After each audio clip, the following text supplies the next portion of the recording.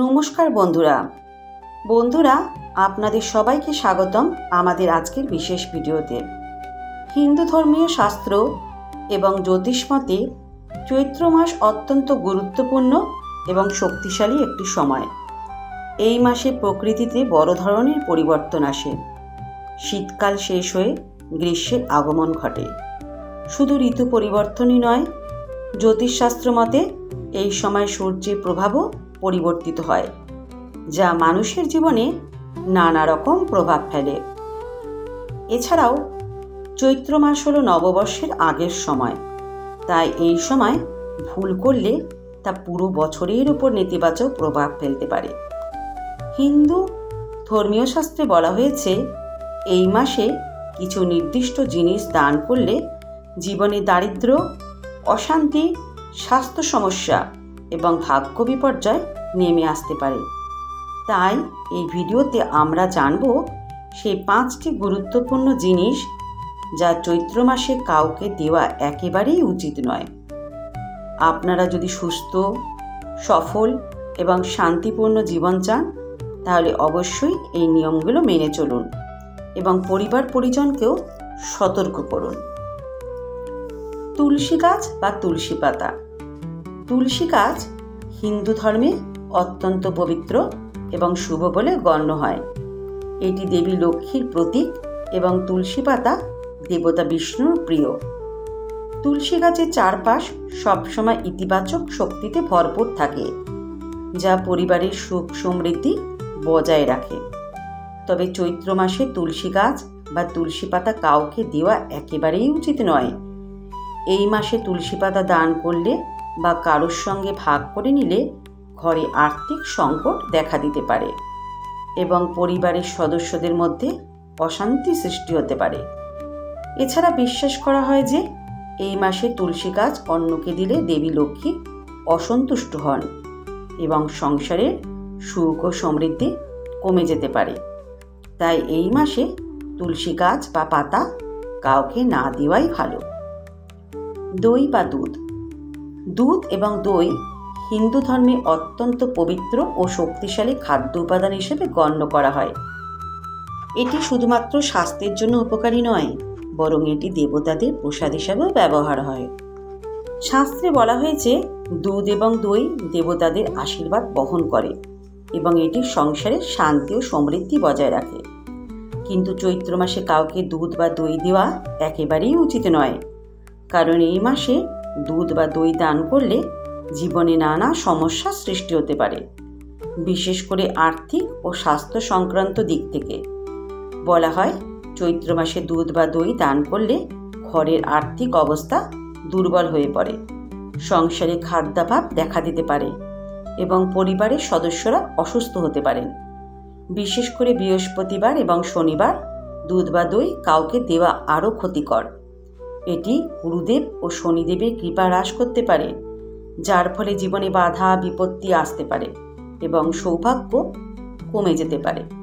তাই চৈত্র মাসে ভুল করেও দুধ বা দই কাউকে দেবেন না।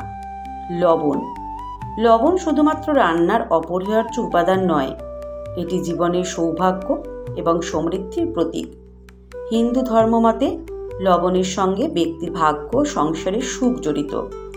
তাই লবণের অপব্যবহার বা ভুল সময় দান করা জীবনে নেতিবাচক প্রভাব ফেলতে পারে। বিশ্বাস করা হয়, চৈত্র মাসে কাউকে লবণ দিলে নিজের ঘর থেকে সুখ শান্তি এবং সমৃদ্ধি বেরিয়ে যেতে পারে। এটি আর্থিক সংকট সৃষ্টি করতে পারে এবং দারিদ্র্যের দিকে ঠেলে দিতে পারে।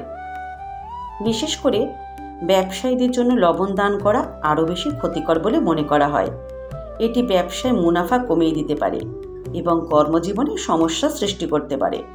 তবে যদি ভুল করেও এই মাসে কাউকে লবণ দিতে হয়, তাহলে বিনিময়ে কিছু নেওয়া উচিত, যাতে এটি দান হিসেবে গণ্য না হয়। 4 নম্বর হচ্ছে শস্য বা চাল। হিন্দু ধর্মমতে শস্য বা চাল দেবী অন্নপূর্ণার আশীর্বাদ স্বরূপ। এটি ঘরের সুখ সমৃদ্ধির প্রতীক এবং পরিবারের খাদ্য নিরাপত্তার সাথে সরাসরি যুক্ত।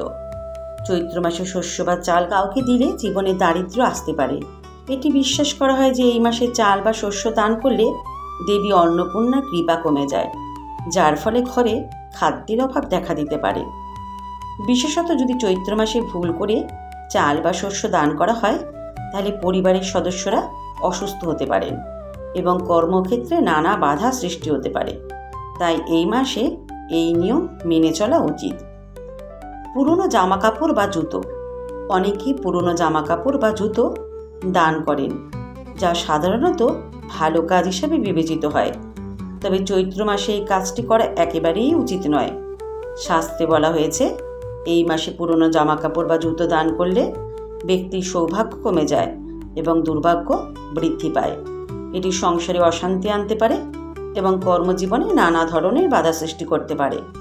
বিশেষ করে যারা জীবনে উন্নতি এবং সাফল্য চান তাদের জন্য এটি অত্যন্ত গুরুত্বপূর্ণ যে চৈত্র মাসে এই কাজ থেকে বিরত থাকা উচিত। বন্ধুরা, আমরা অনেক সময় না জেনেই এমন কিছু কাজ করে ফেলি যা আমাদের জীবনে নেতিবাচক প্রভাব ফেলে। বিশেষ করে চৈত্র মাসের মতো শক্তিশালী সময়ে আমাদের উচিত প্রতিটি কাজ খুব ভেবেচিন্তে করা। 5টি জিনিস ভুলেও কখনোই কাউকে দেবেন না, তাহলে জীবনে নানা ধরনের বাধা আসতে পারে। অর্থনৈতিক ক্ষতি, স্বাস্থ্য সমস্যা, মানসিক অস্থিরতা এবং পারিবারিক অশান্তি। তাই সতর্ক থাকুন এবং অন্যদেরও সতর্ক করুন। এটি শুধুমাত্র বিশ্বাসের নয়, বরং এটি শাস্ত্রীয় এবং জ্যোতিষশাস্ত্রের উপর ভিত্তি করে বলা হয়েছে। আমাদের পূর্বপুরুষদের শিক্ষা যদি আমরা মেনে চলি তাহলে আমাদের জীবন আরও সুখী ও সমৃদ্ধ হবে। বন্ধুরা, আমরা অনেক সময় না জেনে এমন কিছু কাজ করে ফেলি যা আমাদের জীবনে অজান্তেই নেতিবাচক প্রভাব ফেলতে পারে। বিশেষ করে চৈত্র মাসের মতো শক্তিশালী সময়ে আমাদের উচিত প্রতিটি কাজ খুবই সতর্কতার সাথে করা।